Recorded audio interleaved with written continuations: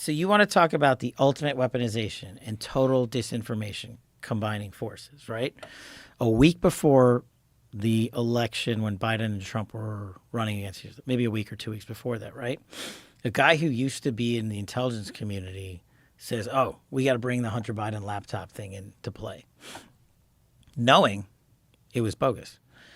And they come out and they basically say the FBI, even though knew that Hunter Biden's laptop was a righteous piece of investigatory material and were examining it, and at the time knew that they were going to work up criminal leads on it, sat silent, put that over here.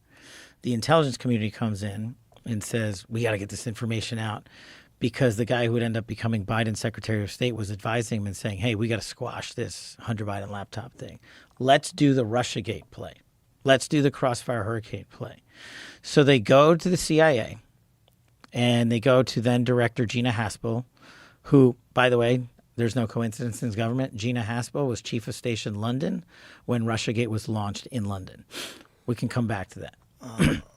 So now she's Director of CIA, and we're on the eve of an election.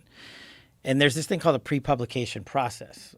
So like when I had to put my book out as a government server, whatever you call it, it has to go in and everybody's got to read it and they got to chop it and whatever. It takes forever, even if it's a 2-page document.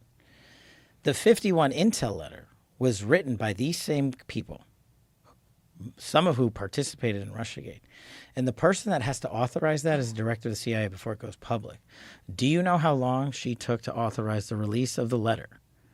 Knowing the information in the letter was false, knowing the laptop with Hunter Biden's information on it was true and accurate and being investigated by the Federal Bureau of Investigation for criminal purposes, 8 hours.